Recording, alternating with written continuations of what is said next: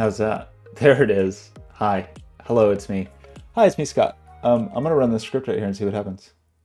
Oh, that didn't go well. I'll run this.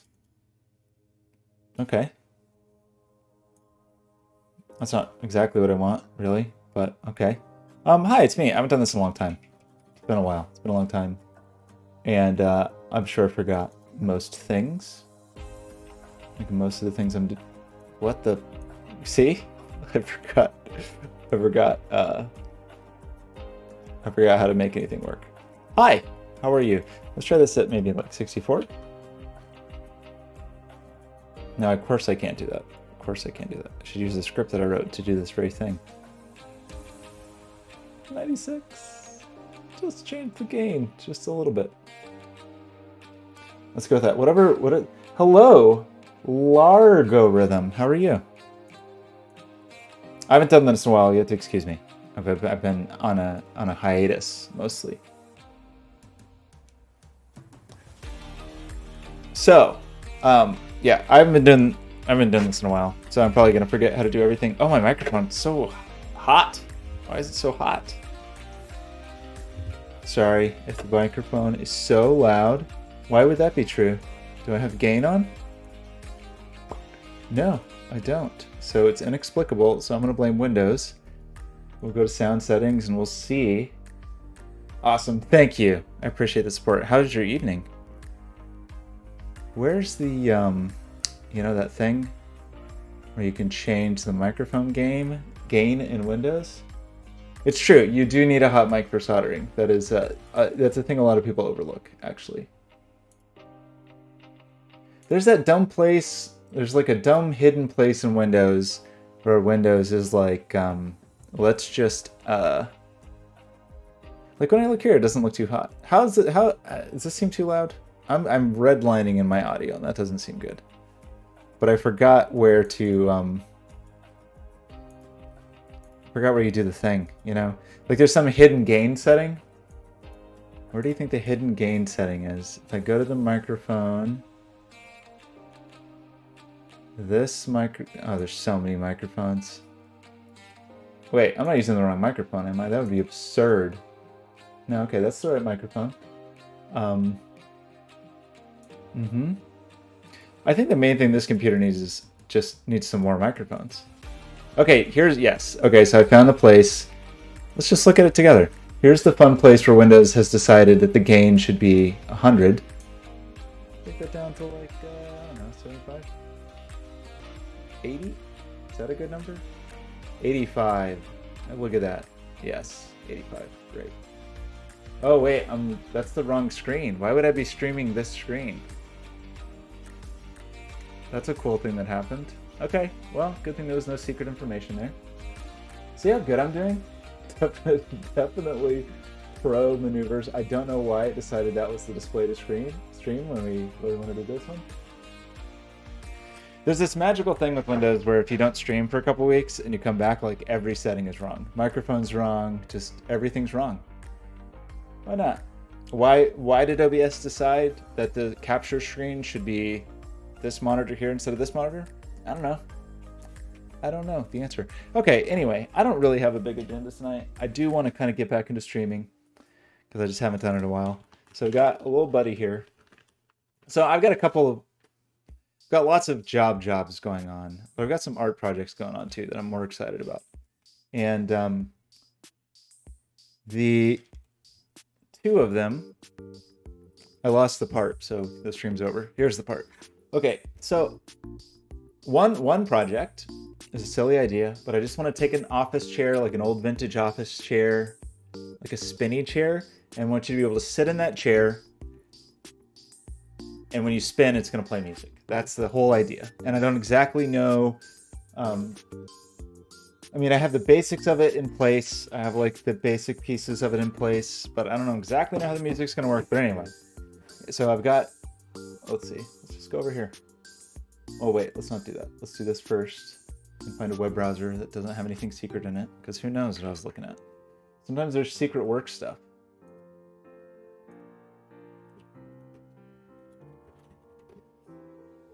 Okay, we'll look over here. So it's not a very pretty chair, but someone very generously gave it to me. So it's like, okay, well, first let's switch to Google. I really want to like DuckDuckGo, but we're just not there. Well, so the aim is I do want you to get a little dizzy. So the chair that's in my brain, like I have this platonic ideal sort of an ugly sort of 70s office chair. And so it's kind of in this realm, even more plush than this. For some reason it is orange. I don't know exactly why that is. I think my grandma had an orange couch. But I've got something in the ballpark of like, this is actually the chair that is my mind. I have access to a chair that's kind of like this. And so, can we look at this image? No, of course not, because we've gone to Pinterest. So we got to go to Etsy first. I just want to see the picture, everybody.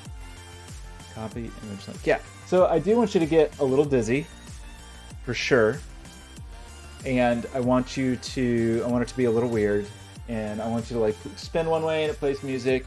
And then if you spin backwards, it plays a song backwards, something like that. So I have access to a chair not unlike this. This is actually, I would love to have this chair, but it's not unlike this.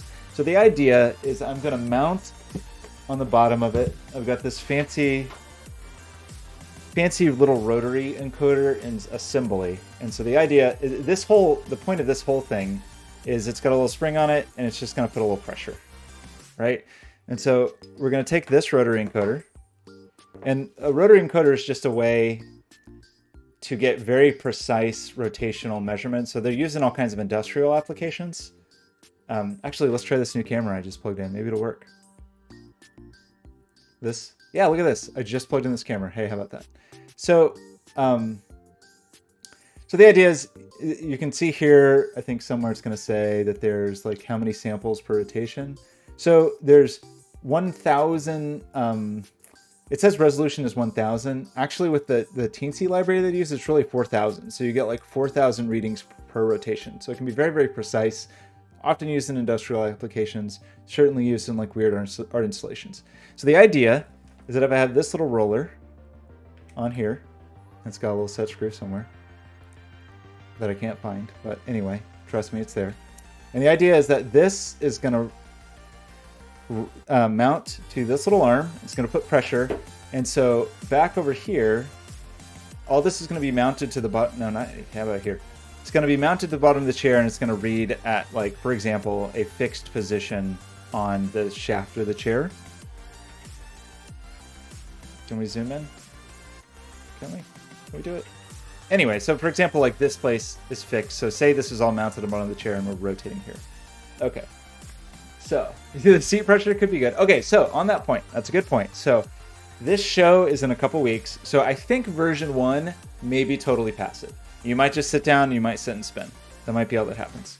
I do kind of agree with you that I would like some controls. Like maybe they're just on the armrest and you can do simple things.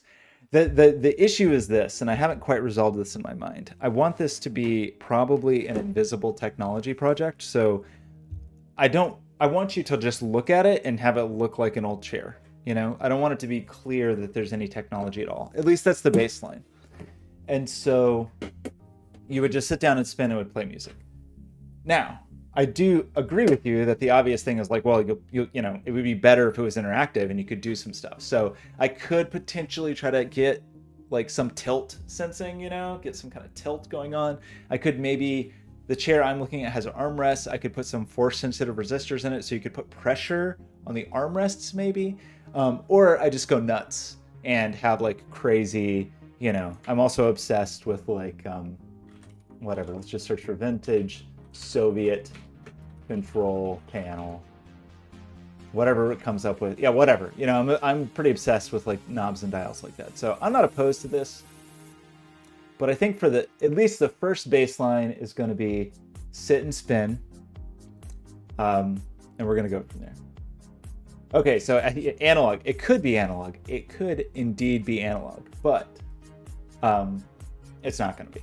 And so it's what I have set up so far is I have a super simple circuit with that rotary encoder. Let's try the new desk camera. Why not? So this is my not very attractive bin because I took it to a shop today. So I've got a Teensy. I'm a big fan of Teensies.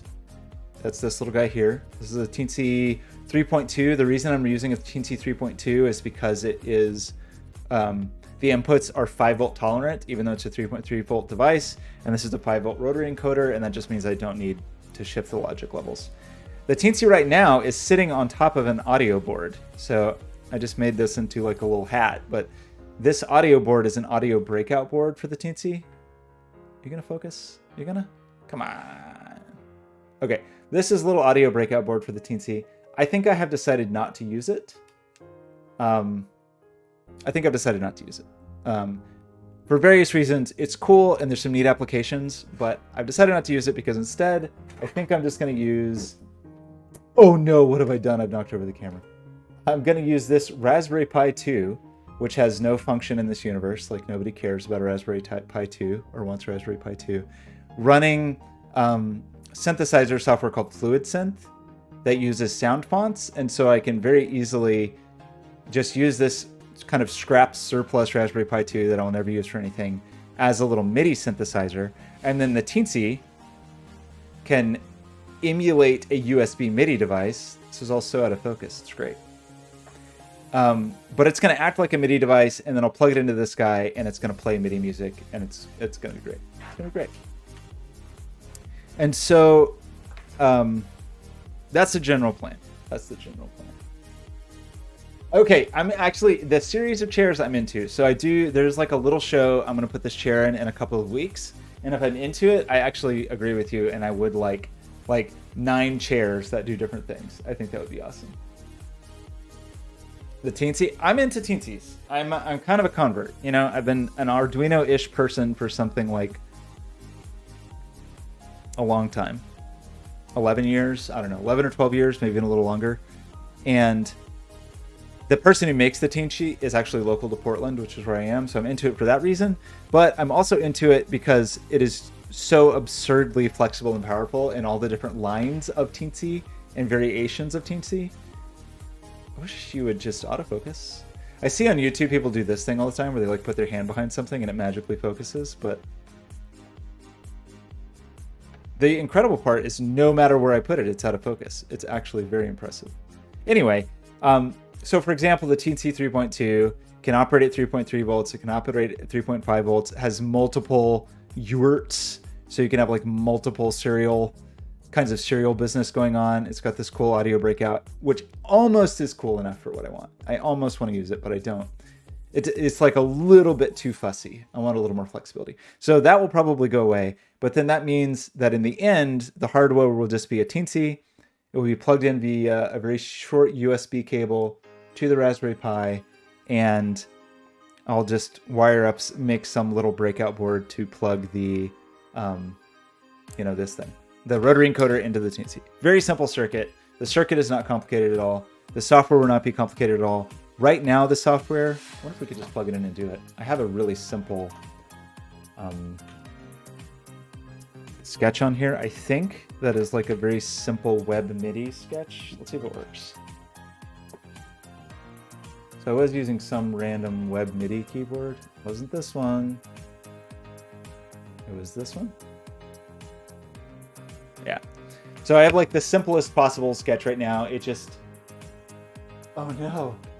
Oh no. Wait, can we plug this in over here? I think we can. I'm low on USB ports is what I'm oh-knowing about. I've knocked over the camera again. This is my first time to try the little desk camera because I have a spare Logitech C920 and I thought, why not? But I do need a more permanent solution because it's on basically the worst tripod in the world, but it was very inexpensive. So let's try this. I don't actually know if it will work. That made it sound like it was going to work. Do we have a Teensy in here? We have nothing in here. That's great. There's even fewer things in here now than there were a minute ago. So that is... Why would that be true? Why would that have happened?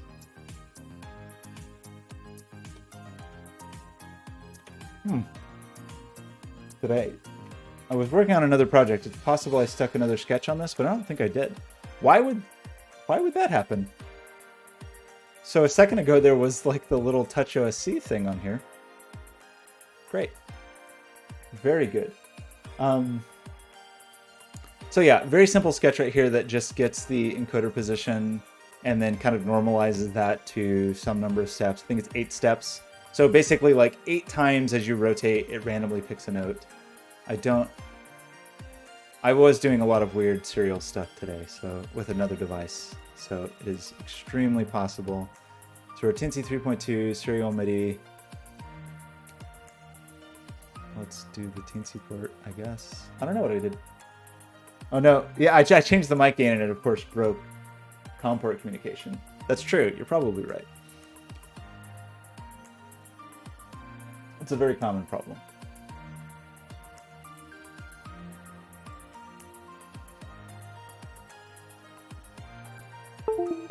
Teensy, also very good for encoders. Paul, who created the Teensy, wrote the best Arduino encoder library. Also the best Arduino serial library. He's just like, it's a force to be reckoned with. Okay, well, that brought back the other device, but not the actual device we want. Why?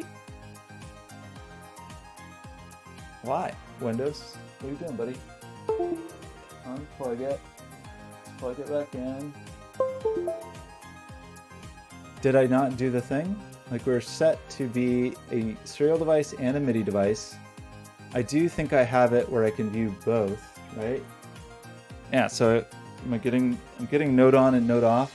So that's working. Let's show up in Web MIDI.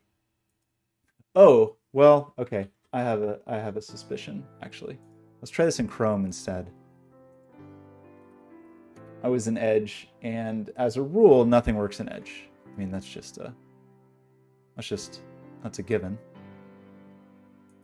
There it is. Okay.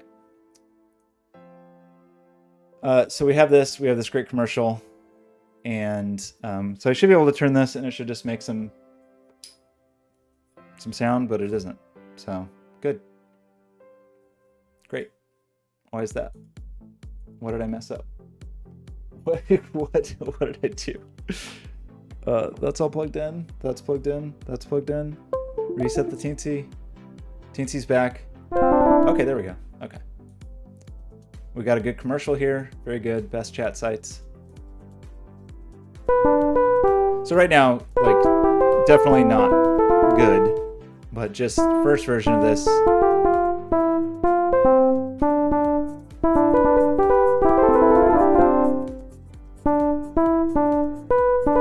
Anyway, we'll make that more musical. So, short description, this Teensy is just acting as a MIDI device. I can plug it into whatever I want, and the thing that I want is the Raspberry Pi that's acting as like a MIDI host. Maybe, maybe it'll just play little arpeggios and things. I don't know. I need to do work to make that place something that sounds vaguely musical. So that's one project, which I don't even want to talk about it because I'm actually want to talk about another project today, and that's what we're going to be soldering, because why not? So, we got work to do on that project. It's due in a couple weeks, but we'll probably do a simple version to start with. So the other thing that I've been messing with, and it was partially just an excuse to get deeper into Raylib, which I'm not sure I've ever played with on stream, but Raylib is pretty cool.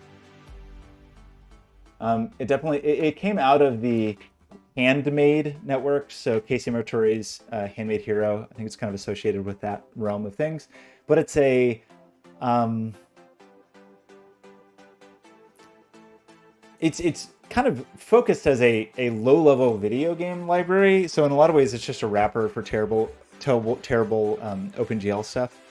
The thing that's pretty cool about it, though, is it goes to so many platforms. It goes to so many platforms, and it also has an insane number of language bindings. Like, let's see. These are all the language bindings, which is pretty cool, although I prefer to just use it in straight C or C++. But one of the reasons I was interested in it is it has this crazy thing where you can run it directly on a Raspberry Pi without needing X11. So you can just draw what to the directly to the Broadcom chip, I guess. Like you have kind of direct hardware access, I guess is another way to put it. One thing that's weird is that it works differently on the older Pis versus the Pi 4, and weirdly, I get better performance on an older Pi than a new one. So anyway, the point of this project, and I don't have an easy thing to show necessarily, but the point of this project is that there'll be a bunch of frames on the wall that are kind of like semi-static images, but say, it'll be like a still life and there's a vase with a flower and there's a little bit of dust particles passing or something. And as you get close to the picture, it will detect your proximity and will its state will animate as you move closer. So it'll almost be like your proximity will act as like a video playhead. And so I should have streamed all this. I don't know why I didn't, but I spent a couple weeks just kind of vetting different motion sensors. Maybe I'll do a stream where we just go over all of them. And I gradually got to like more and more expensive motion sensors. So I started with, we'll take a quick tour. Maybe one day I'll just do demos of these. Let's try this camera again that I've continually knocked all over the place. Let's try to get my microphone out of the way. It's not the most beautiful shot I've ever seen. So the first thing I tried is this old standby, this old chestnut. Is a ultrasonic rangefinder. I think it's the HCSR04 is the chip, I believe. How am I going to get this to focus? I guess I just have to like manually focus. Maybe that's what I should do. Should I manually focus this? Let's try. Configure video, turn off autofocus, change it to where? Should I just leave it here? Let's try it. And then I'll just have to hold up things here. So anyway, this is like a bat sensor, basically. This sensor sort of operates in the same way that bats do, which is to say it screams and the screams bounce back. Wait, I lost the focus point. Oh, I get real close. It screams and then it listens to its own screams as they bounce back. Excuse me. And that's pretty cool. I mean, it's cool to have electronics that just scream. Why can't I find this spot that's in focus? Wait. I'm doing a good job. Did something change? Configure video. Oh yeah, it totally ignored my focus setting. Very good. I wrote a utility called CamParam to control these things, and of course I'm not using it. Okay, there we go. So this is a little sensor that works by screaming and then listening. It's okay. It's like pretty good, I guess, if you're like moving along and you just want to scream and not run into anything. If you want to know precise distances of things, it's not very good. One thing I do like about it is it's got like kind of a wide field. So it kind of broadcasts, out widely instead of in a super perfect pinpoint. But my testing, it wasn't very accurate for distance, and you could tell if something was there. It just, if you want really precise distances, it just wasn't so great. So not very precise, but super cheap. This board, even with all of the insane hardware to make it work, which it's kind of nuts. Actually, there's 3 ICs on here, and I don't actually know what they are individually. I assume one of them is the chip that I named on the front, because that's what all of these refer to, is the HCSR04. I guess we could try to look at these and figure out what the other chips are. That's very hard to read. Can I read it zoomed in? Huh? Not really. There's a Max 232 there. Don't know what that is. That middle chip. The middle chip is blank. And then there's another chip that also Max 232. So there seems to be one of those per side. I do have a magnifying glass here. I guess I could try to do this. Lighting is not conducive here for... So looks like a Max 232, whatever that is. No, that's a different chip on the other side.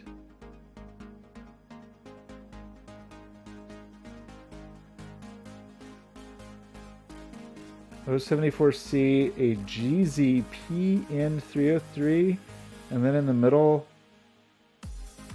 that chip, actually blank? It might be blank. Maybe that's the HC SR04. I don't know. I don't know, actually.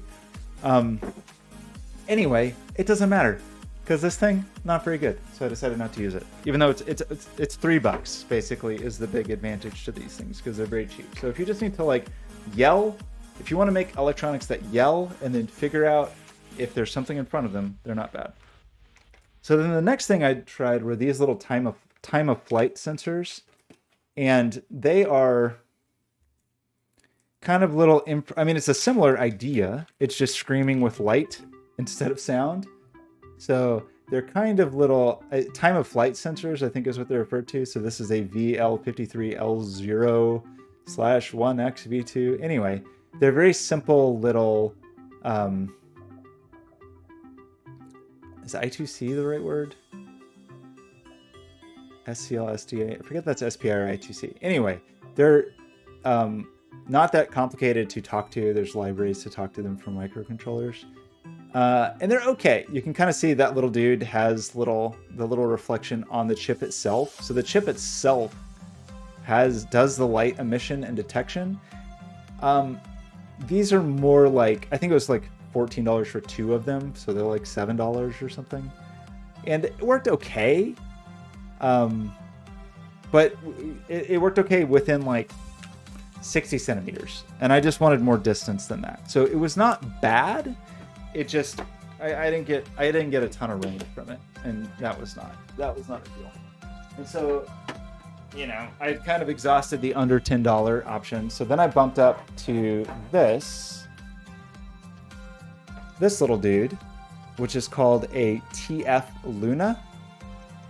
And similar principle, but now I don't exactly know what makes people decide something is LiDAR versus time of flight. Maybe it's just this whatever. Like the nature of the light emission is now it's a laser instead of just a light. I don't know. I don't actually know what the designation is, but this is now in the realm where you might call this LiDAR and versus time of flight for whatever reason. So this device is more like $25, and it is very, very good.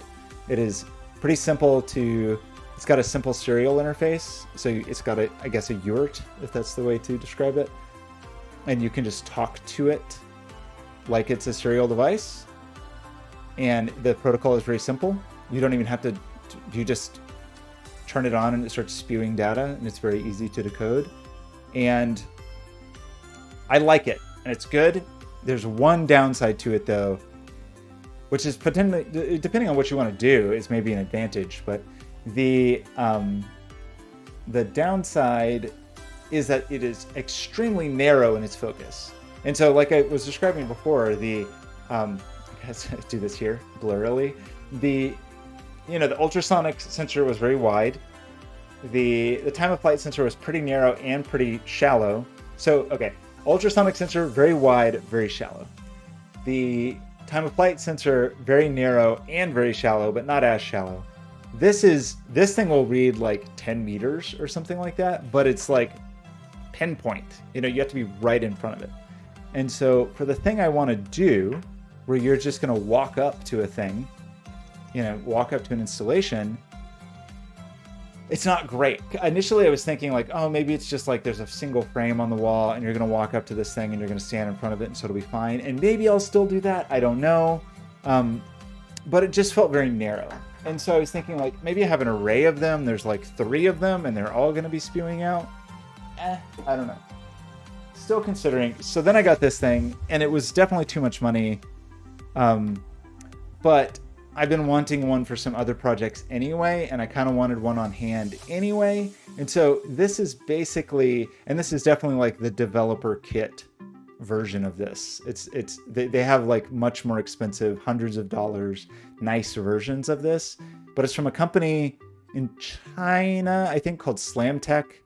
And this is kind of the developer kit version of it. But if you see in here, it's got something not unlike that TF Luna, sort of, but I think it's split into 2 pieces actually, so that the thing that's going to emit the light and the thing that receives the light are offset. But the idea is there's this motor is going to spin And it's just a little belt-driven thing, which is funny. Actually, we can just plug it in somehow. It's a little 5-volt motor, and it just spins. And as it spins, it will spew LiDAR out. And, spew light out and get the bounce back from it. And as you do that, you can kind of map.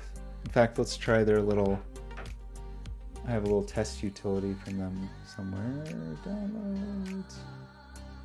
You can do like a it's pretty accurate, and it's obviously very wide because it's 360 degrees on one axis. On the other axis, it is extremely shallow. I don't know if I put the right device in. I guess we'll see if this runs or if it crashes. Who knows? Yeah, okay.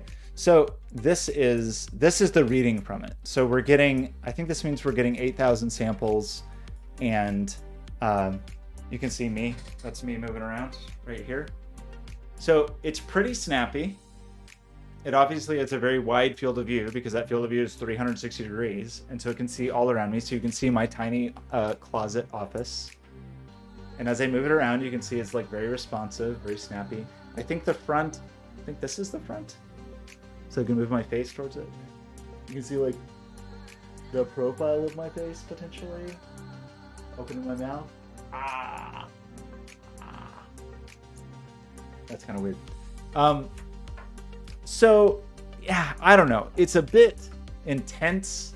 I've seen this used by an artist named Owen. An artist named Owen.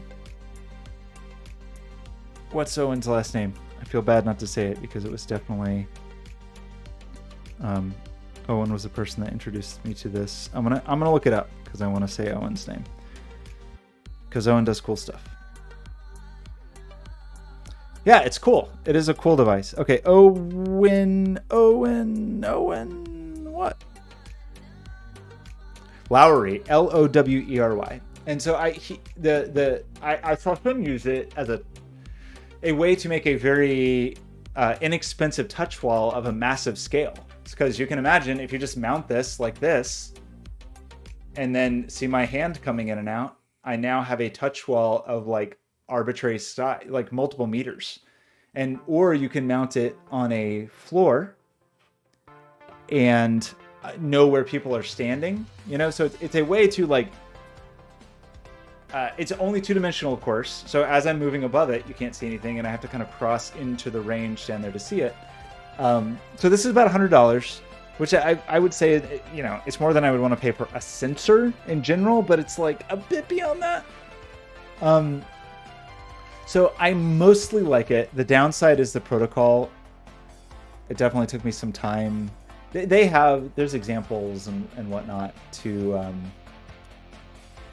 Do I have that document open? I may not have it open anymore. I have too many projects going on. You? Anybody? No. Anyway, it's not...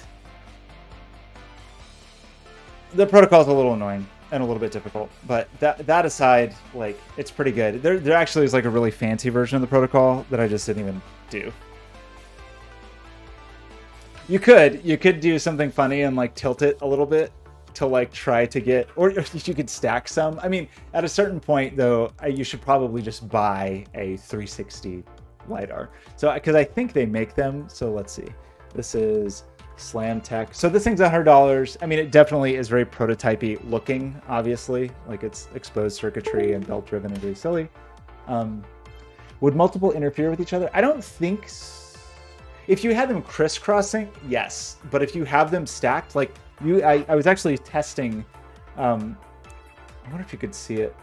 It would probably be a little hard to show, but I was trying to just use my phone because like your phone you'll be able to see a little bit of IR, kind of near IR, and it's like extremely thin.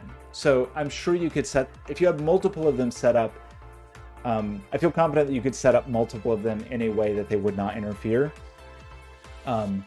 But by the time you had multiple of them, you're in the hundreds of dollars. And by the time you're in the hundreds of dollars, you might as well buy a nicer one. I think, is this the one? That's still 360 though. I thought they had a, is it this guy?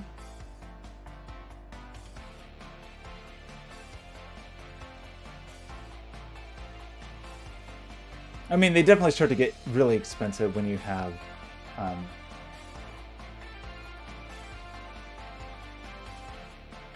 actually am not very clear on this. I mean, so alternatively, at another point is like, you could just use like a connect or something. You know, if you need like in a single direction a point cloud, you could certainly use something like a connect. But I don't know. I don't like connects. I wanted to try something like this instead of computer vision. I like it for the big touch ball things, so it seemed like a useful device. It was a bit more expensive than I would want to spend on just a random prototype. I thought they had one that was like fully 360, but maybe it was a different company. And a lot of what these things are used for, especially this line, this RPI lighter line, is for computer vision for robots. So you have like whatever weird little robot, and your little robot make music where they spin. They could. I've definitely. The nicer ones do still spin. I think. I think that they're just a little more enclosed. This one still might be 2D. I don't actually know if this one has height to it. Those start to get into the hundreds or even thousands of dollars for like very complex mapping. So I'm not entirely sure, but I don't need that at this moment for this application. In fact, this is probably more than I need for this application anyway. But basically what I'm imagining is like, and I should show the thing, but whatever, we can look at it another time. I didn't think this streamed through. So I'm imagining something like this, some layout of, some layout of frames like this will actually be like salvaged monitors in frames, showing some kind of art that responds to movement. And then maybe this little dude is mounted on the floor, or maybe I still do use the Luna because it's tiny. I'm not fully decided on that, actually. But, and then as you approach them, they change. So there's a number of ways I could do it. I could do it where each one of them has a Luna and they're just responding independently. That starts to add up per, but could still be fine. Or just on the floor or somewhere is this buddy, and this buddy will just like, you know, map where everybody is and do something with that. I don't know. I don't exactly know. And instead of deciding, but then there's a question like, okay, if I have one of these, I have this one thing, and I have 6 Raspberry Pis or whatever. Like I think I have 3 on my desk right now. There are 3 on my desk right now. I have a bunch of Raspberry Pis doing whatever, you know, driving the visuals of each of these. If I wanted to share that, how would I share it? And so I was trying to decide that, like, oh, I've got one device, I want to share it. I don't really want to mess with networking. That feels a little overblown for this. So first I was thinking like, there's something called a fan, like a fan out configuration, basically where you have one serial device that's connected to a bunch of other devices. And with 6 devices or so, that would probably be okay. I don't know, but it felt a little shaky. Like basically I'd have one teensy connected to 6 Raspberry Pis over one serial connection. And I was like, I don't know about that. But then I realized that the teensy 3.5, actually we want this, which I didn't have a teensy 3.5. But a teensy 3.5 is 5-volt capable, which is good because that SlamTech device is 5 volts, and it has 6 serial ports, 6 hardware serial ports. OSC, I could have used OSC, I could have used any number of networking things. Like OSC would be networking based, so it's TCP networking. I don't know. I just decided I didn't want to set up networking. I didn't want to like set up a switch and run LAN cables to each one. Like it just felt like there'd be a lighter weight way to do it. And for whatever reason, I'm just into serial lately. I don't know why. I don't know why. I just want to do serial lately. I just want to do, I don't know. I've done tons of networking projects, and I just wanted to do something that wasn't, with just an alternate way. And so I'd probably, on a Teensy 3.2, really, I could have done software serial because it doesn't matter. It doesn't have to be that fast. But then I saw this, and I was like, oh, this Teensy 3.5 has 6 hardware serial ports and is 5-volt tolerant. So obviously that's an excuse to get a Teensy 3.5, which I didn't have. And then, so then I still might not have done it, but then I found a new electronic shop here in Portland that I didn't know about that carries them. And I was like, well, obviously this is clearly a business expense. This is clearly for important business. And so I didn't have a choice. I mean, I had to buy it as a business expense because it's a cost of doing business. And so that's why we're here today. And really, I don't know. I hadn't even really planned to talk about that, but Logarithm, you're here, and so you got the rundown. Really, I was just gonna like listen to royalty-free music and solder for a minute. I'm self-conscious about my soldering because I've done. I mean, certainly in the last few years, I've done soldering projects, but I haven't done like tons of regular soldering, and so kind of blew it. This was at a shop called USR. It's really, I think it's traditionally like a radio parts store or something. I think it's been around for a while. I'm not 100% sure on that. Let's see. Maybe I just made that up. Yeah, 1935. So I think like they used to be more like whatever, radio parts or something. You get your vacuum tubes there or whatever. So it's URS Electronics. It is in, I guess, Southwest Portland is what you would call that. Yeah, I mean, I don't know. Like, I've got a decent soldering iron. This tip looks okay. It's gonna be fine. I don't think I will damage anything. It may just not be the prettiest solder of all time, but that's okay. It's okay. We're gonna do it, and it's gonna be fine. So the real question though is, it's like, how do we want to set up this camera? So I think we're just gonna like squat it down a little bit, aim it down a little bit. It's definitely not going to be a macro lens situation. We're going to try not to melt any cables. And we're going to go over here. And we're going to do one of these. Can I autofocus or should I just manual focus? That looks in focus, focus-ish. Maybe I can get like way down. Should I do it? Kind of, not the best in terms of lighting, but maybe that's okay. Okay, so this is a whole lot of pins to solder, but I think it's gonna be fine. We're just gonna like inhale some lead fumes and like have a nice meditative experience from it. I pulled out this old like scrap breadboard that I pulled out of a parts bin. We're gonna use this for 2 reasons. 1, to hold the part in place, and 2, to act as a heatsink because I don't really care if I mess this up. My normal strategy for something like this would just be to like solder 2 pins on both ends, just so we have like a good mechanical situation, and then we just go along and we're just going to knock them out. This is definitely not the best lighting situation. Like my cool streamer lighting is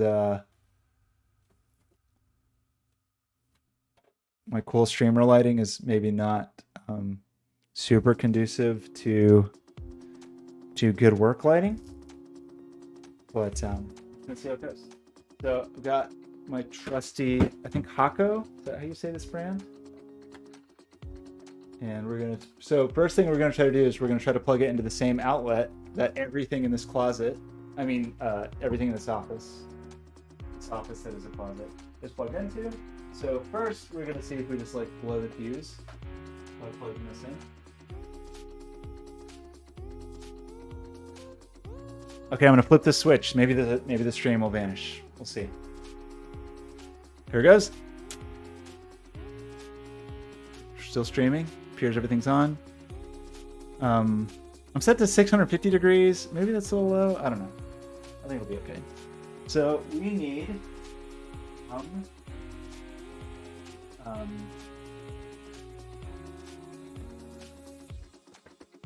pins, which I have many pins here.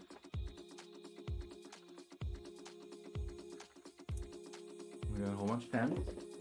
We need some solder,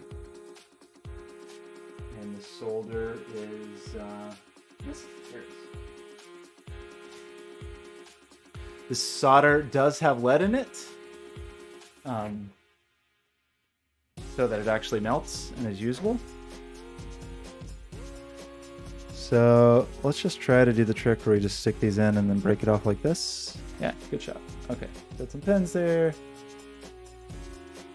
And then get some pins here. And we could helping hands this, but I don't know. We're just gonna use the breadboard. The problem is that the breadboard is too much of a heatsink, but I think it'll be okay. I feel like I've done this before. I think this is a thing people do. I think it's gonna be fine. Like if it's so much of a heatsink that you can't heat up the pins enough to melt the solder, then that's a problem. Okay, I closed the little video window, and it didn't say the focus. Cool. Let's try this again.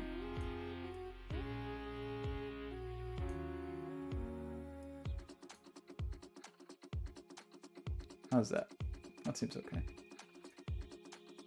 This is going to be embarrassing. I don't know. I did it again. This is very good. This is good software. Windows is good. Videos is good.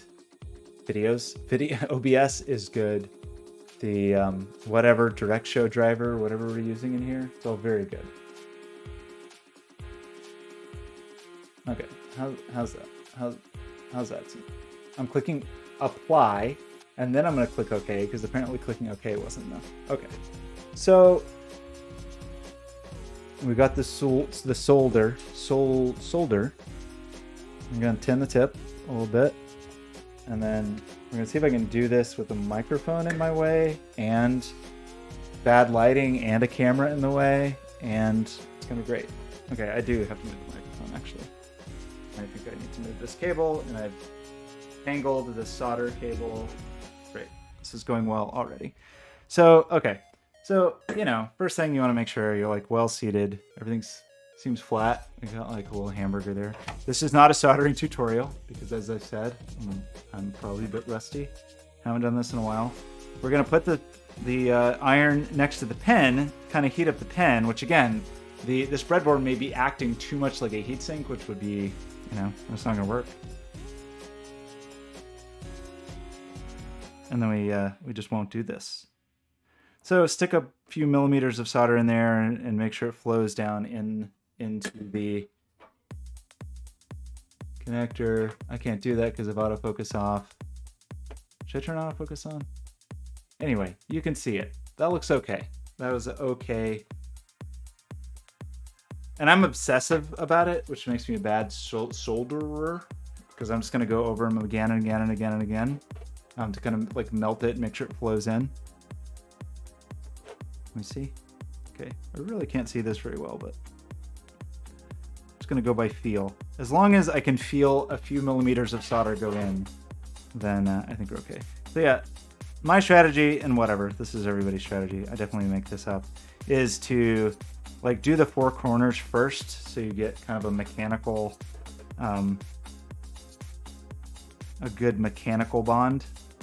Because that's one of the, solder serves two functions, at least, I guess, is a good electrical connection and a good mechanical connection. And so I think those went okay. Should I even try to do a close-up? Let's try. I would like to have a good strategy for this, actually, to be able to reasonably, oh, that was funny. Well, I can't pull it out now because the whole pin's just slid off, so, okay, I guess we're gonna do the whole thing in here. So I'm gonna try this. We're gonna try configure video. We're gonna try this. One of these. We'll do this.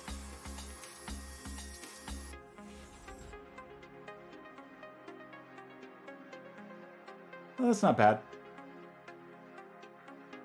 So this one you can see is a little bulbous. So I'll probably just, you know, stick the iron against that and melt it down a little bit so to be sure it flows in. This one, that's not bad. It could maybe flow in a little more too. So yeah, you know, I'm kind of at a weird angle to be able to see this. So probably what I'll do is get a couple millimeters of solder on all the pins. And then I just have this habit of like, just go down across all of them and make sure the solder flows in.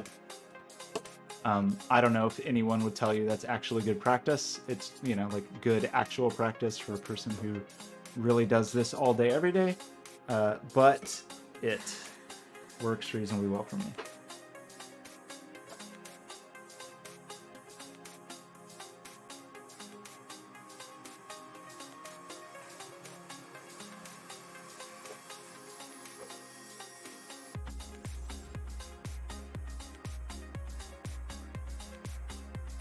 And it's not the end of the world if I like accidentally, you know, short them or solder 2 pins together. It's not that big of a deal. I can go back. I can probably just swipe the iron between them. Worst case, I can grab some solder wick.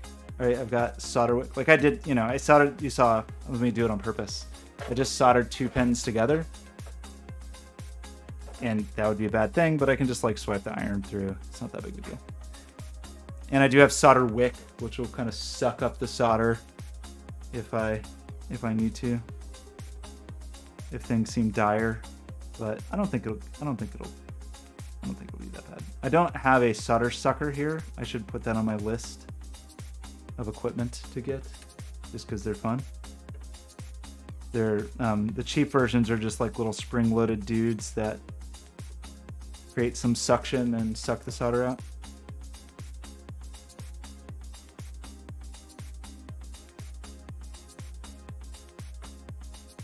I'm gonna go down here.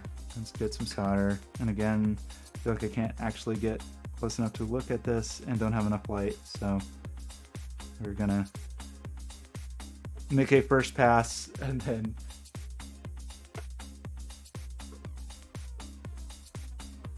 go back and make sure that all the joints have enough solder, that the solder flowed well into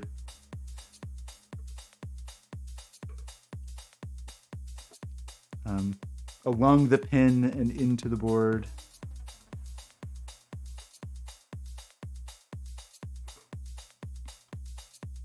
And it really is a thing. I don't know.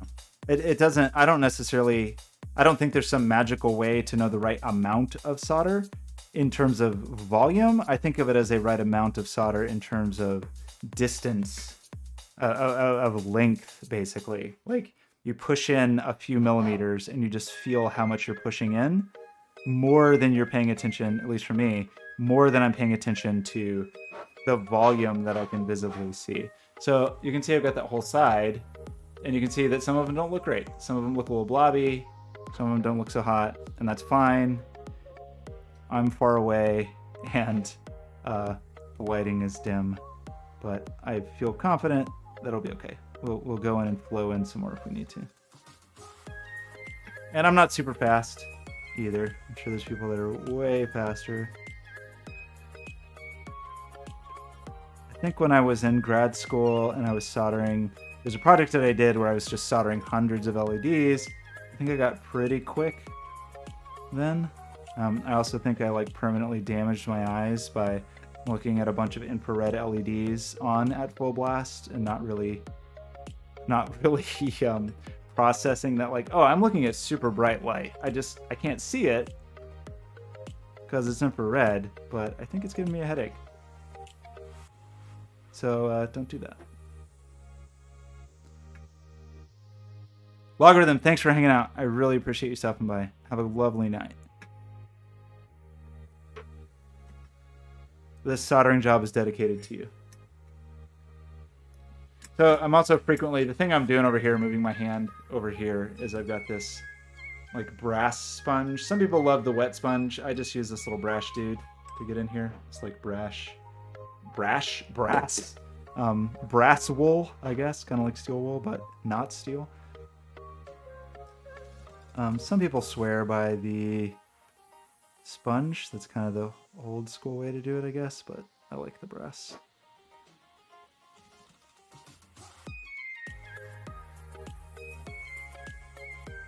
Maybe I'd benefit from a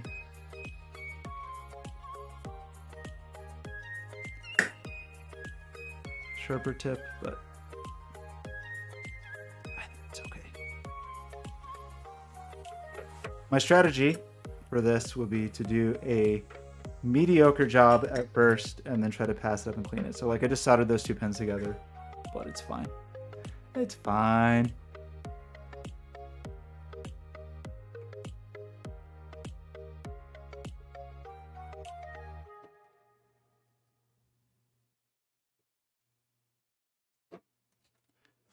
Seems like the breadboard's working okay as a holder.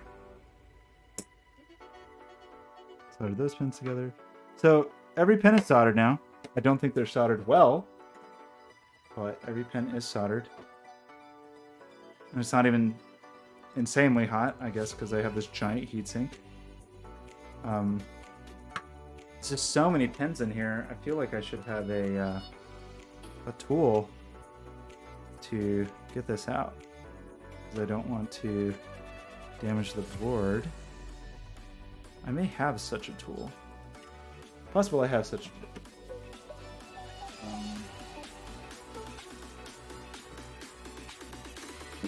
In here? Maybe such a tool is in here. I think a spudger? Is that what we would call it, though? Possibly?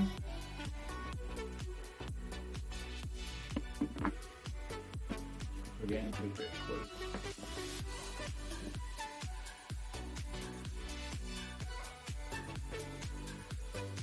That's a lot of pens. I don't know. Maybe I'm being overly cautious. I'll just start on. Let's take the board. So stick this guy in, and then give it a little pry here and there. Okay. How do we do? Not the worst. It's not the worst thing I've ever seen. I wouldn't call it good. Give myself maybe a B minus, just on the first pass. So you can see some are definitely pretty blobby. Like maybe they're not. In fact, quite a few are pretty blobby. Like maybe they didn't. Kyle, oh my gosh, where have you been? Kyle, where have you been?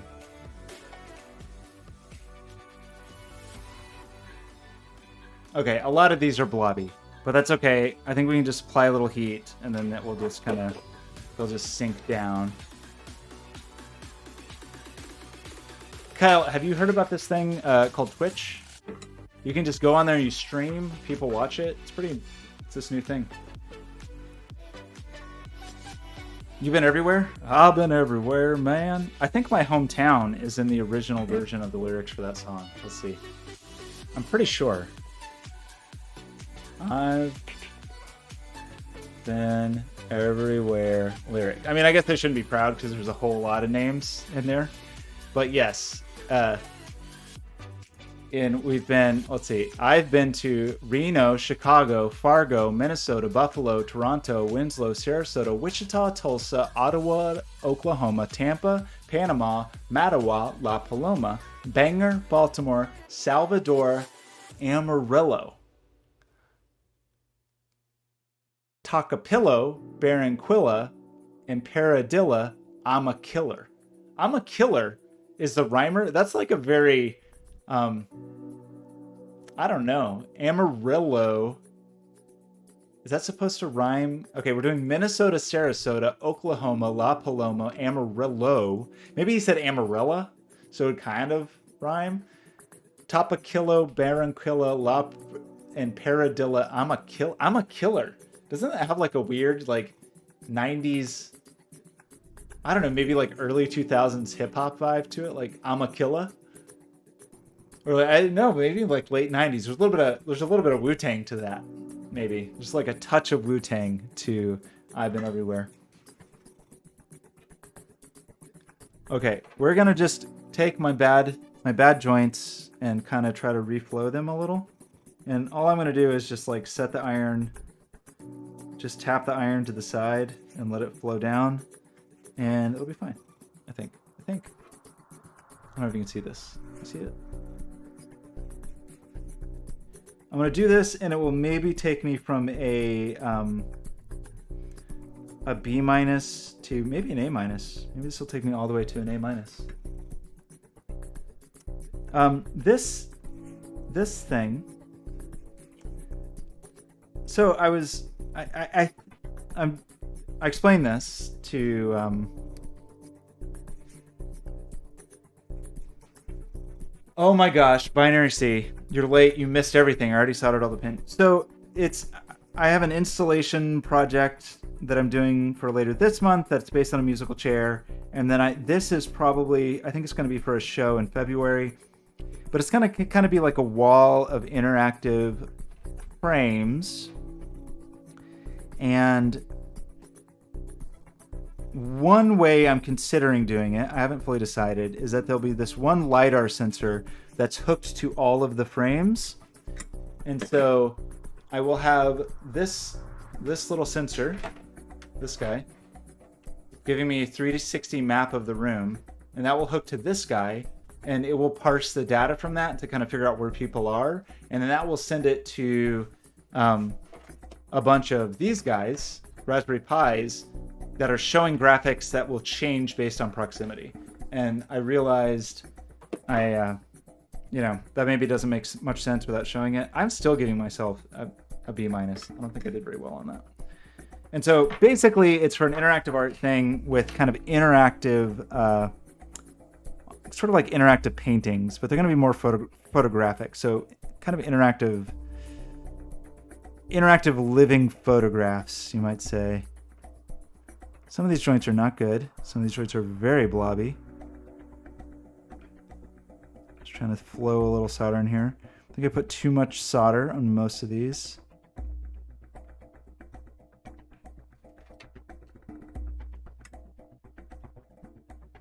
Hashtag AD. Wait, what does that mean?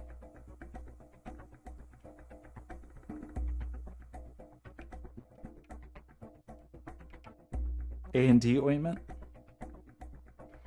So this is my obsessive thing I do after I solder something every time, is go back on all of the blobby joints and try to get them to flow a little better. So that's an improvement. There's still some that have way too much solder. So I'm just going to do like the little ice cream trick and try to like just pull the solder off on the iron. I don't quite know how I managed to get that much solder on that one joint. This one's still a little blobby. How to flow that guy a little better. This one's just outrageous. How did I possibly get that much solder on a single pin? Doesn't even make sense. Oh, an advertisement. Yeah, I know, Ben, this is a new thing. I don't know if you've ever heard of Twitch before, but you can just go right on here and you just stream stuff and people will watch it. It's brand new. Miraculously, I have like so much solder on this pin and not enough on the pin next to it, so I'm going to try to just do this terrible little bridge. That's probably not advisable, but you know, it's going to be okay. Okay, so now the pin next to it looks okay. Still too much on some of these. So this is definitely not a thing you should do. This is definitely me being weird and obsessive. Game changer? Wait, well, what, like video games? I don't think they're going to show video games.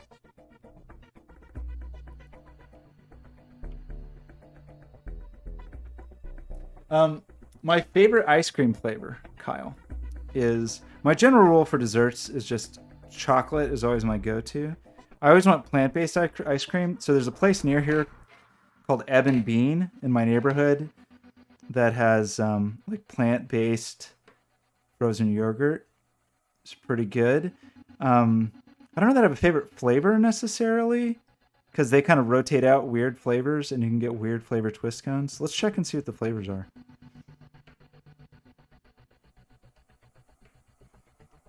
Somehow this side has way less solder than the other side.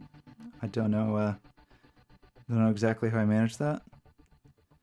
So yeah, basically what I'm doing is I did a bad job applying the solder the first time, and I'm going to make excuses for why that is, because of the lighting and because there's a microphone in my way and I can't really see what I'm doing.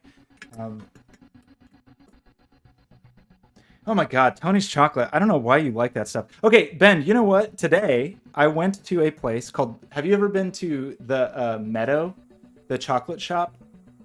So these look horrible. Oh my gosh, I've got these like little ice cream swirls on top. I guess I could take I could take some flush cutters and just trim off my bad joints. Okay, so first of all, Ben, go to the Meadow. Wait, let's just look together. Let's take a little break here and not look at my bad soldering.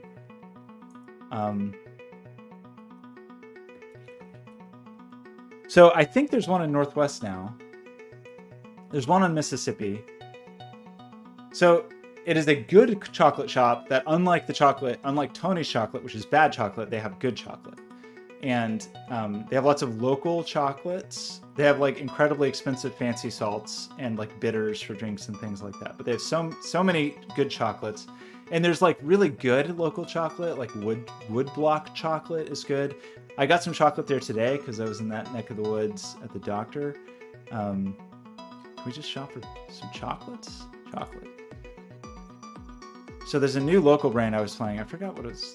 What's this new local brand? So I do like the wood block, and then there's, what is it called?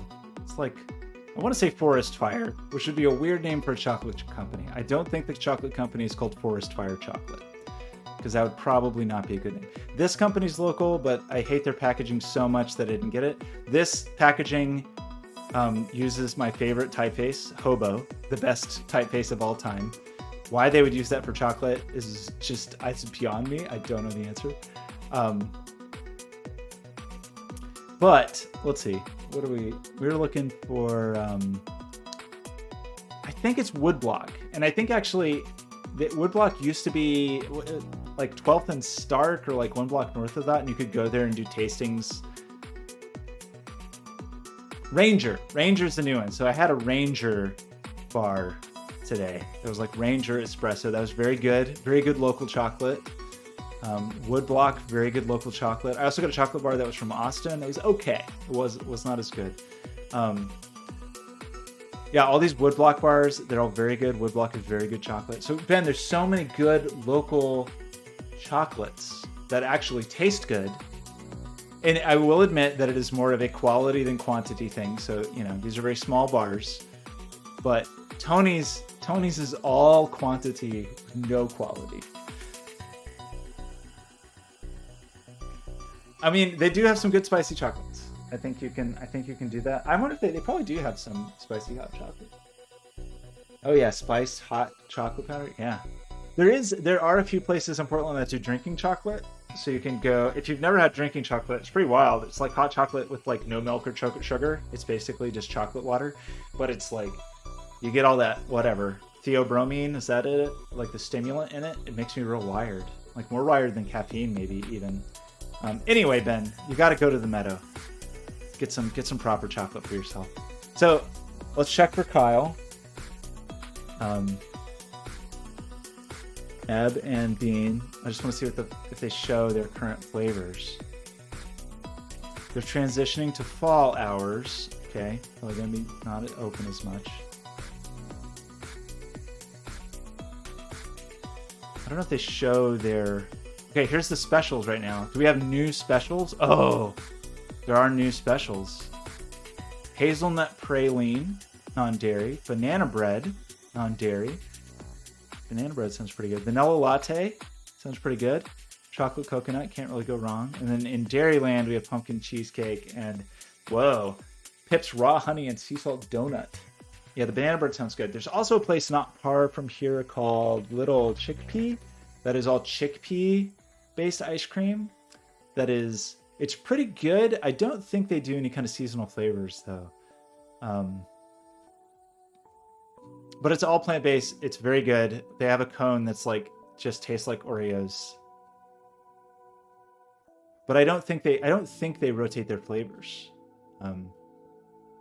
So it's good, but you know, you just got to go there and get the same thing every time. I also learned recently, yeah, here's their flavors. They're good. The Szechuan strawberry is like a spicy strawberry. Very good. They're all actually quite good. I think they're all good. You can indeed make ice cream out of anything. The crazy thing about chickpeas is I should probably turn off the soldering iron or finish what I'm doing. I'm going to do, okay, don't pretend I'm not doing this actually. Whatever I'm doing here, you can't see it because it's not the tiny camera. And I'm definitely not going to take out some flush cutters. And I'm definitely not going to use those flush cutters to just snip off the bad tops of my solder joints. So a funny thing about chickpeas is that somebody realized that if you take the water from a can of chickpeas, like like weird bean water, if you take that weird bean water from chickpeas and use it in plant-based baked goods, it works exactly like egg whites. And so there's a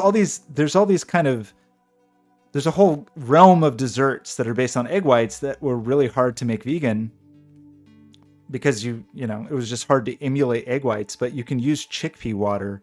And so, but it sounds really weird to say chickpea water. So people started calling it aquafaba, which just means bean water. But it actually works pretty well.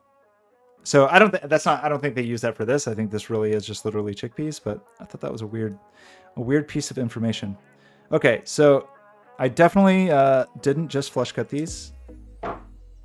So I don't know why you'd accuse me of that. Some of these seem okay. Some of them are a little bulbous. None of them look like... so they're not the prettiest, but I would say... Oh yeah, I'm not going to file them. I am gonna try to melt one because it does seem a little not great. But there is... let's see. There's also another place nearby called 50 Licks that I had never gone to because they're just kind of a normal ice cream place, and I tried it. But they do have some plant-based ones, and I actually had some ice cream there last week that was amazing. Yeah, I had mango sticky rice. So that was made with coconut milk. And I had a scoop of that and a scoop of this coconut lemon saffron. And it was amazing. It was so good. I had it with... I had Burmese food because there's a new Burmese place near me. So I had Burmese food and then the mango sticky rice and coconut lemon saffron. So good. I should get this Bananas Foster. I don't think I will be getting the golden milk. Not a huge fan of golden milk. One, it's just the name sounds disgusting to me. It definitely sounds like a porn category. So I'm not super into golden milk from that perspective. And then also, I don't know. Sweet turmeric is just not my jam. But maybe it really is just the name that bothers me. Okay, I'm going to run the iron over all these one more time to hide the snipping marks. Again, I think we are already just fine in terms of mechanical and electrical contacts. So at this point, this is purely some ridiculous vanity game. Because there's just something wrong with me. I don't know why that was so bulbous.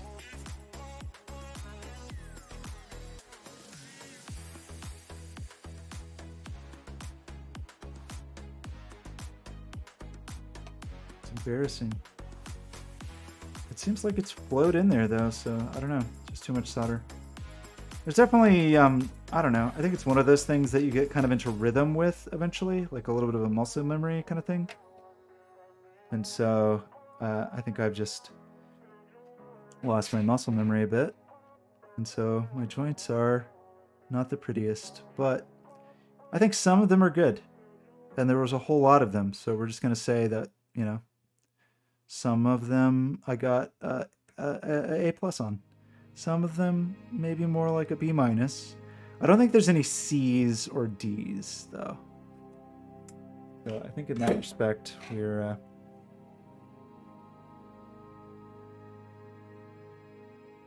yeah, this didn't actually have... I'm not actually a huge fan of like sticky rice just as sticky rice, but the sticky rice ice cream did not have the properties of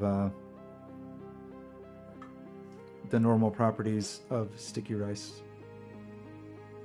Or wait, no, I'm thinking of rice pudding. Rice pudding is the one that is weird to me. Mango sticky rice I don't mind so much. Rice pudding is like weird. I don't know. It's gross to even think about. It's almost like chunky snot or something. There used to be I assume there still is actually, like a there's like a rice pudding like restaurant sort of. Yeah, Rice to Riches, and you just go in there. It's a cool place, but they just have like this that just like tubs of, I don't know, man. This is just not an appetizing looking thing to me. There's tubs of this. And that's I don't know.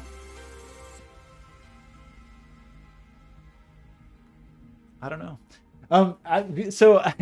Like a week or two ago, Life is Yours revealed that he not only had never had a bagel, but just was like confused about the whole, it's kind of chunky coleslaw a little bit.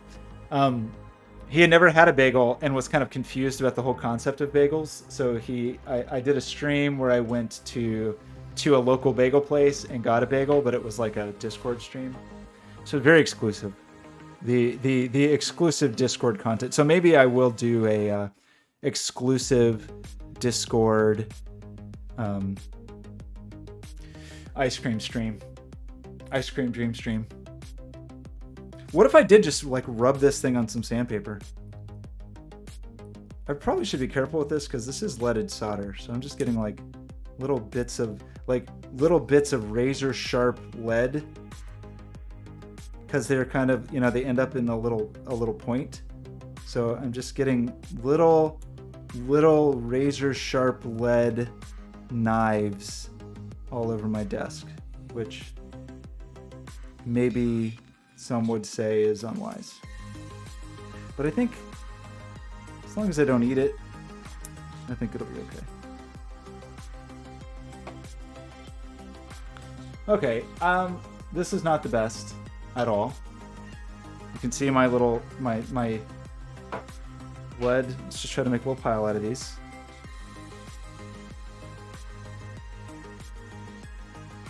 Okay, don't let me lick my fingers. If it seems like I'm gonna lick my fingers, don't do it.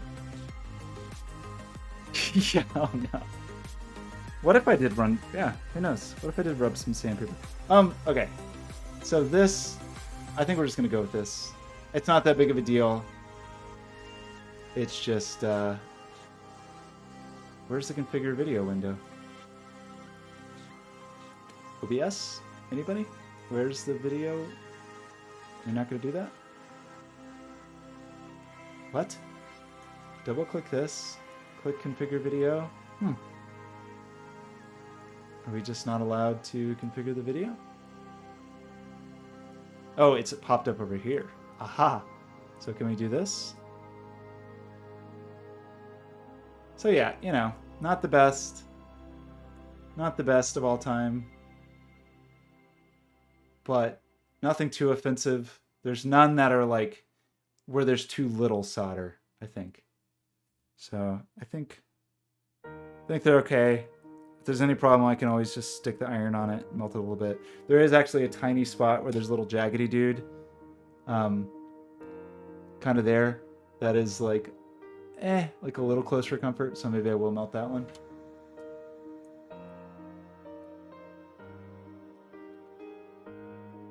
Whoa, whoa.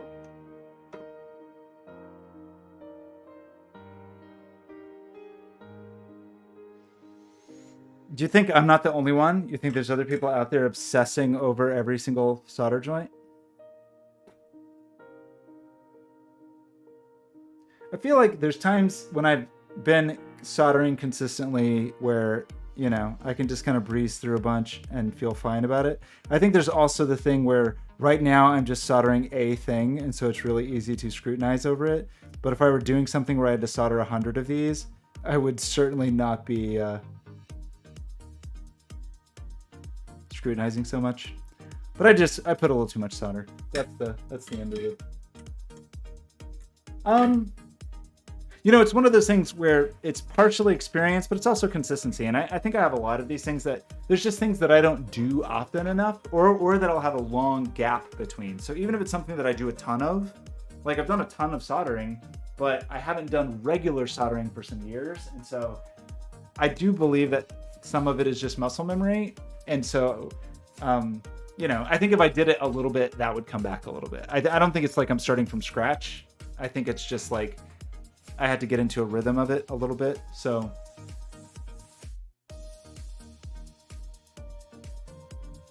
you think so? Do I need to get it on an memory board? File these individually? I could get a Dremel and like individually file each one. I think they're okay. Those ones in the middle, not too shabby. I think they're okay. So Kyle, I think like when you very first start, it's really easy to put like too much solder or too little. Or I think the main thing I did when I first started was like fuss with it too much and ended up, I think the very first part I soldered, I like melted the part. I think my iron was too hot and I was like fussing with it too much and like making a mess. And so I think the first thing I soldered was really a mess.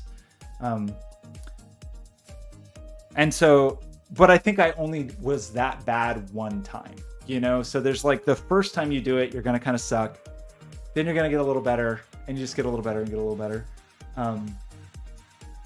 Yeah, sure. Right. Yes. You can also just blame the tools, blame the parts. So, well, now we have this guy for whatever that's worth. I guess we could try to wire it up to what? So the thing that's actually a little annoying is the, yeah, it's for sure. I mean, I think I would have done a better job of this if I have like a microphone is sort of between me and the solder, and I have my fancy stream lighting set up. So if this wasn't here and I could actually like get down and look closely, I do literally have helping hands right here that I could have used, but I don't know. Just trying stuff. Actually, you know what I want? I want this cool, like the PCB clamp. I kind of want one of those. But yes, it would have helped if I could actually see what I was doing while I was doing it. But I think it's okay. It is okay. I think having a good iron helps a lot versus like whatever, like the terrible plug into the wall Radio Shack iron. Although millions of people have done tons of those things. Or, you know, billions of joints have probably been soldered with those just fine. I'm just not very good with them.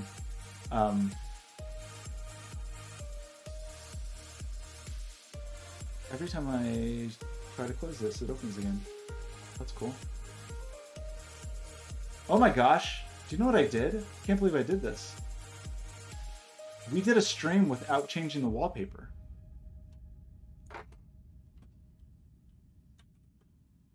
I can't believe I've done this. I'm so disappointed in myself. Okay, wait. Okay. Don't open work things on stream. That's not a work thing. Open recent.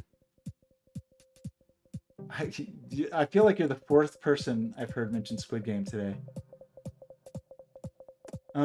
Where is the wallpaper script? I really should make that a thing that is easy to run. I forgot what it's called. Can we find it? What did we call that thing?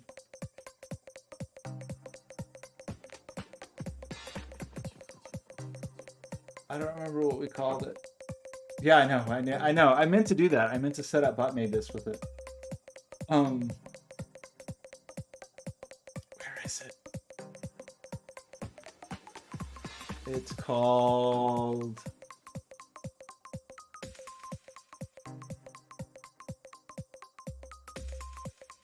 It's called Paste Up. Obviously it's called Paste Up. Why would I call it anything else? How does it work?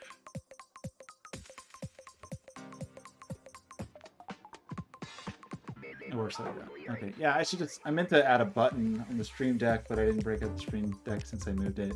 I really should just make a bot made this command. One day we'll get back to bot made this. Okay. Can't believe I did a stream and didn't change the wallpaper. Oof, that's like my whole thing, right? Wasting time picking out wallpaper is like 90% of my content, I feel like.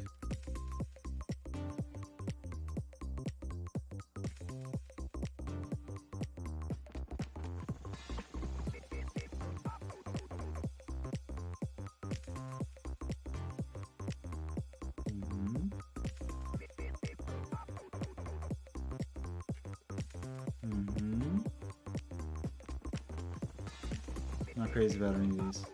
I was gonna write the thing that like brought up a bunch of wallpapers and you could pick the one, but that one's weird. Kind of like this.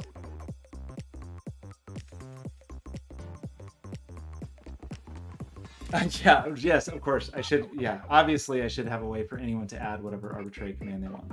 Let me release a bot made this API, and you can just do whatever you want. So what are we gonna do? I actually am a little worried that I ditched the code. I guess I don't need it. So here's the slightly annoying thing. Well, one is it seems like I,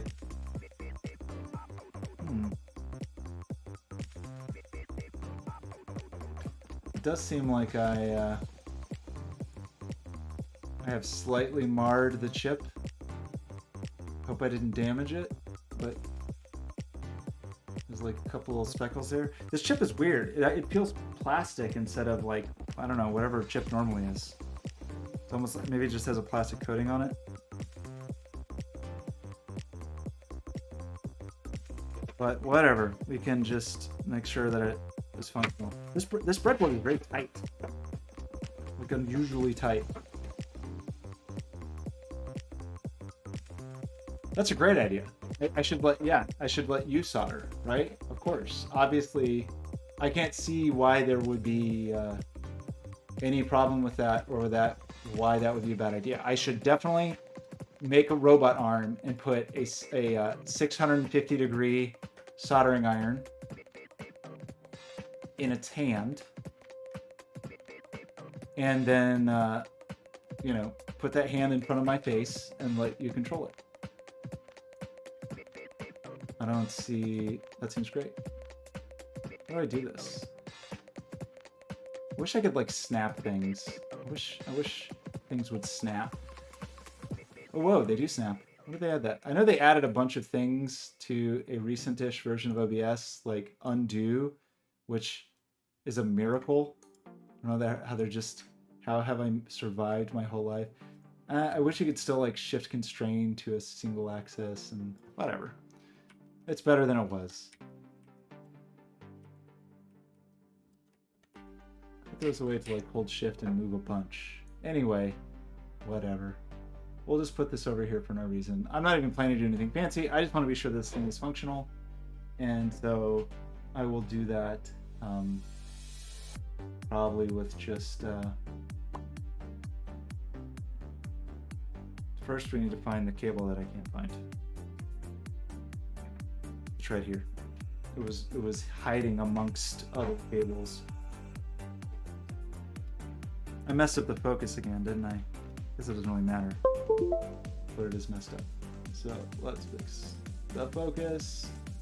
Configure video, go here. Should make an easy way to do that. So I think that blinky light is just the default sketch that comes on a Teensy. So I believe that means it is working, which is good news.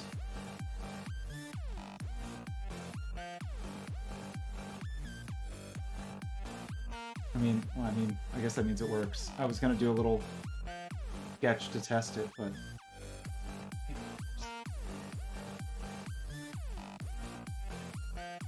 let's just make sure it all shows up in Teensy Duino and all that good stuff. It is a little weird. I mean, everything Paul does is amazing. I think his Arduino integration, all that stuff is very good and is very impressive. I don't really understand the reason. I'm sure it's documented somewhere, but like the reasoning behind the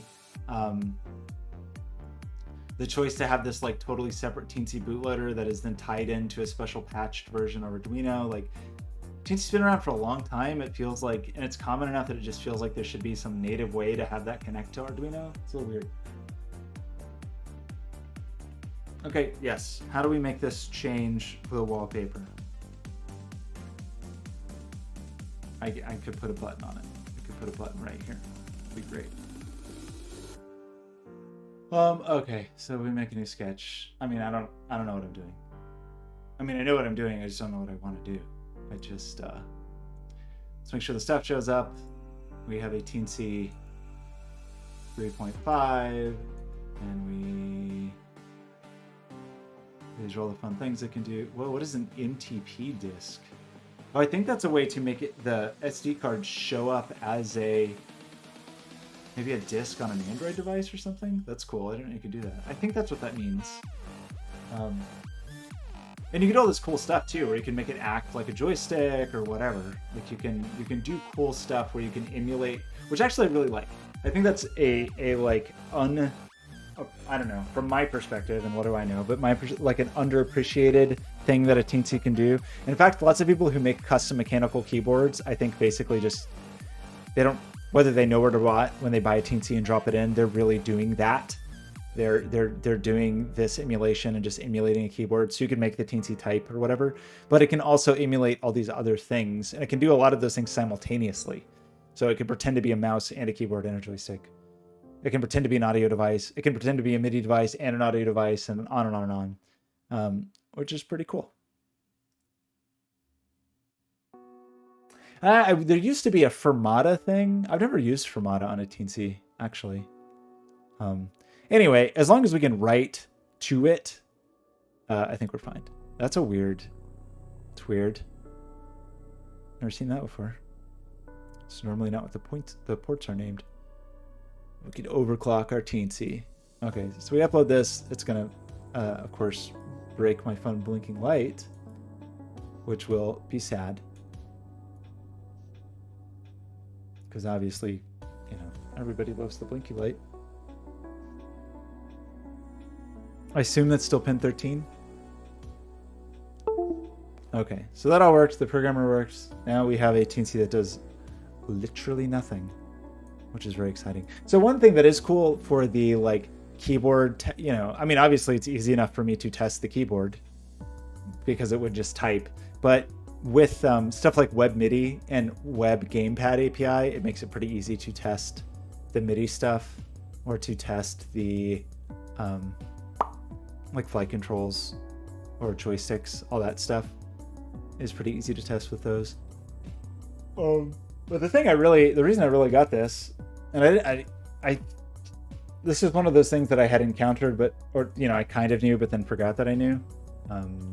Let's see, hardware serial. So I knew there were multiple serial ports on Teensy's. I just didn't realize how many, which is pretty crazy. So so you can do software serial, and you can do a lot of software serial ports. But these are actual hardware serial ports, and this Teensy 3.5 has 6 of them. So I could hook this one Teensy up to 6 devices simultaneously and tell them all different things.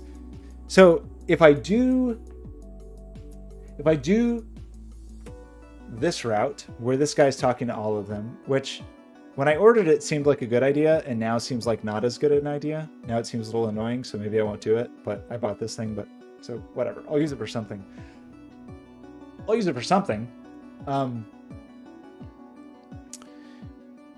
But that means that I can have this one Teensy plugged into some sensor setup or whatever, and then it can just plug into any number, not any number, 6 is the number. Plug into six devices. And unlike an Arduino, and this is actually one of my favorite things about a Teensy, on an Arduino, when you use the serial connection, you can't use ports, the digital pins 0 and 1, because the serial connection that it uses to talk to the computer is the only serial connection. And that's not true on a Teensy. You can keep talking to the computer while you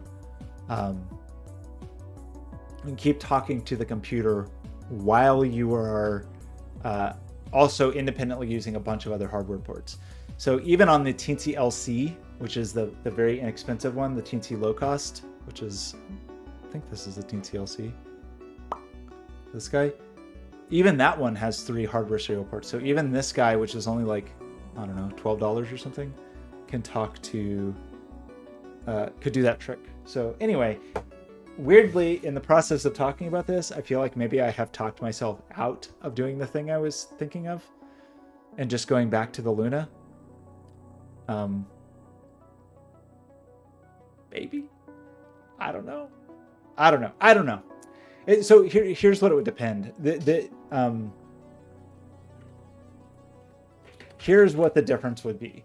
So if I had something, you know, whatever, some adorable arrangement of frames on the wall, I'm thinking there's like, let's say 5 or 6. It just depends. So something like this, but not this many frames, basically. And maybe not dumb, whatever, not these letters also. So either this is, you think of this like this is a single installation that's just multiple frames, and as you approach it, they would all change. Some, you know, like one person approaches from the front and they all change. And I could use the TF Luna from that, but then you have to be directly in front of it. Or I use this LiDAR, and then it's a little weirder and a little more complicated, but I could have very fine-grained control about who's approaching and from where. So you could walk past them, for example, and they would all react. Or I could just say they all get their own TF Luna that's plugged into the Pi via serial. And maybe that's fine. It's overall more expensive, but like not crazy expensive. The per unit cost. So I don't know. If I do that, then I don't actually need this craziness, this like crazy multi-serial thing, but just wanted to try it. Yeah, it could be. Like those could use different things. I was also trying to think of like an array of lunas or like a weird arrangement of lunas that was like cross beams or something, so I could tell when you broke them, and based on the angle of them, I could figure out where you were with the Pythagorean theorem. I don't know. I mean that one's a few months out, so I really shouldn't even be thinking of it. I should be thinking of this other project instead. But just trying to get ahead of it, and I guess mainly, I guess I was excited with to try the LiDAR thing, and then I was excited that the fact that I could buy a Teensy same day in Portland just made me buy a Teensy same day in Portland. I don't know. I hadn't thought about sound for the frames. I think I don't know. I'll just think about that. I'm not so sure about that. Maybe so. Okay. I think I'm gonna stop streaming because it's getting late, and I don't know if the neighbors can hear me because I think I'm in a closet, so presumably their closet's on the other side. But I don't want to be too loud too late, and I'm sleepy, and I just inhaled a bunch of lead, so I think I'm gonna call it a night. But I think that was good. It was successful. The tiny camera was okay. The soldering went okay. Oh no, did I rub my eye with my hand that I had been touching? Oh no, check the video. Did I just rub lead into my eye? Is there lead in my eye? Wait, hang on. Look at my... Is there lead? Can you see any lead in there? How close can we focus here? How's this camera? Is this camera good? Okay, hang on. It's kind of hard to focus with the camera in my eyeball. Configure video. Yes. Okay. Camera control. Focus.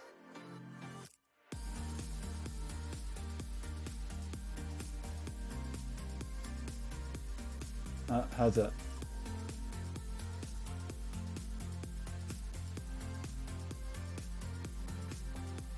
Can you see any lead? Is there any lead solder in my eye? My eye feels weird now, but maybe I'm just imagining it. I guess I could turn my head this way. There we go. I should have just turned my head. Okay, if I turn my head like this. Okay, good.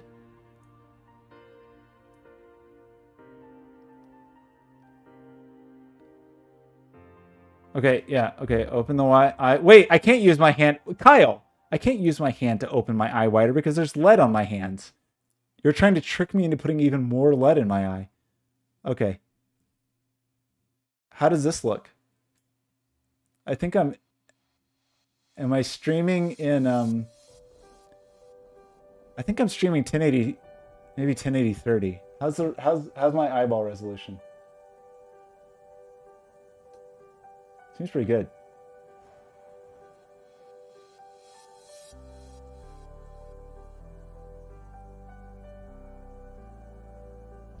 I somehow lost the...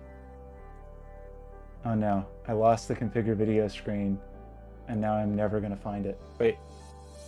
Oh man, it's hidden behind something now. Okay. I went to the dentist yesterday, wanna see? Okay, let's not do that. I feel like that's too much. Okay, I think my eye's okay. It doesn't look irritated. I don't see any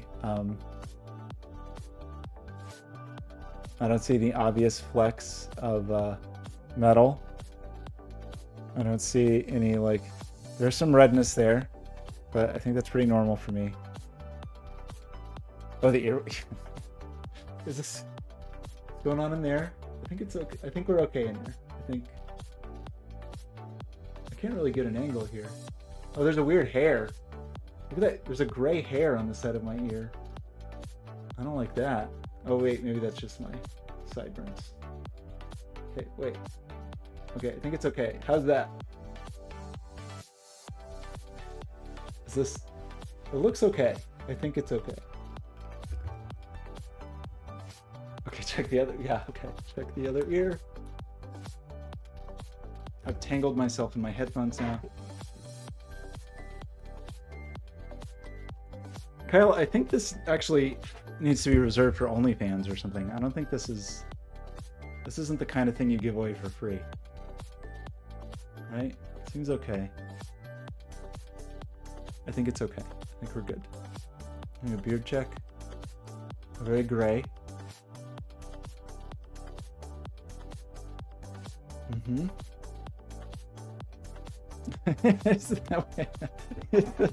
Is that my health inspection?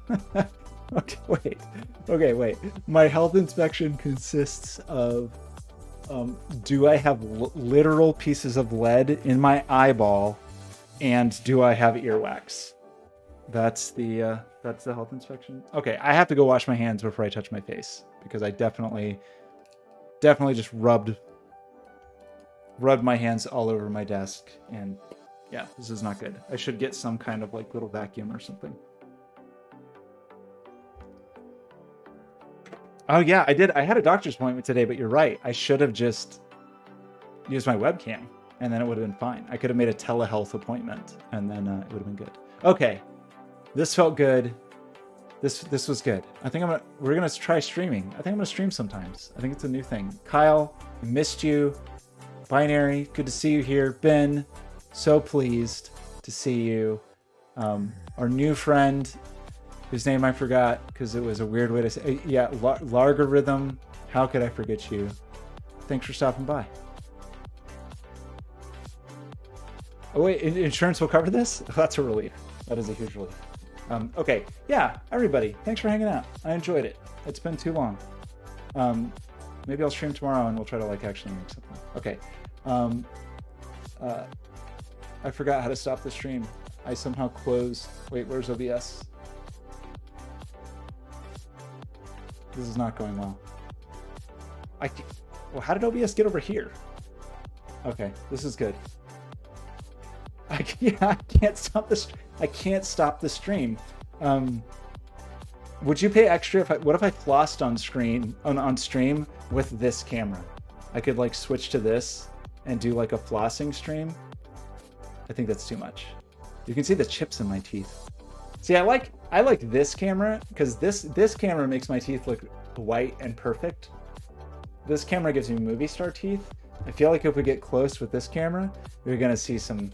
You'll see that I have 40-year-old human teeth with some exciting chips. I think, I don't know. Is there a category for that? Wait, my stream froze over here. Am I still streaming?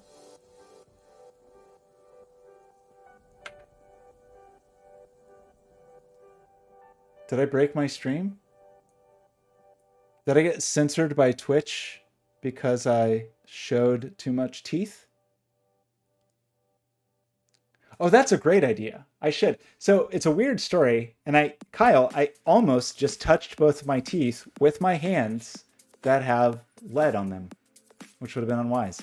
Um, my two front teeth have symmetrical chips in them. Let's see. Okay. Can I do this without it being gross? You can see my two front teeth have chips. Can you see? Okay, let's just get in there. Let's just do it. We're going to do it. We've made it this far. Let's just get in here. We'll just like get past the self-consciousness. We're just going to go. Okay. See that? I've got two symmetrical chips right there on both my front teeth. And it's weird that they're symmetrical because it looks like almost like they're like it's natural. Weird story. I had pretty much no friends in middle school. I had basically two friends. Whoa, this is a weird view. I had basically two friends in middle school, and just weirdly, at two totally separate times in two totally separate ways, my two friends in middle school, one each of them managed to inflict some sort of horrible trauma to my face that chipped my teeth. And it was two separate times. One of them was I was laying on the floor at a friend's house in maybe 6th or 7th grade, and they had granite cup coasters. His parents had granite cup coasters. And I was laying on the ground, and my friend was laying on the ground, and he just rolled one, and it like rolled in this fabulous arc around the room, like around my body, and rolled around, and then just came and hit me in the face. And it actually wasn't that bad, but it managed to I got a bit of a fat lip, and it chipped one tooth. The other one was my friend Dustin had made a ball and chain, because that's what you do in 6th or 7th grade, by taking, I think, like a rubber bouncy ball and just sticking nails in it and then hooking that to a chain. Not hooking it there well. And he was swinging it around, and the bouncy ball with nails sticking at it just flew at my face. And somehow didn't poke at my eyes. Like there's so many reasons that as a kid I did things where I should not have eyeballs or any fingers left, because there's so many things that happened. Somehow, though, even though this ball of nails is flying at my face, somehow it perfectly hit. So one nail was coming at me, and only that nail hit that one tooth and bounced off, and there was no injury to the rest of my face, except for maybe like a little cut on my lip. It's like the weirdest. It's impossible to even describe how that could have even happened, but somehow a single nail was sticking forward, and my giant teeth, I was protected by my giant shield-like teeth. Because yeah, my tooth is kind of shaped like an upside-down kite shield.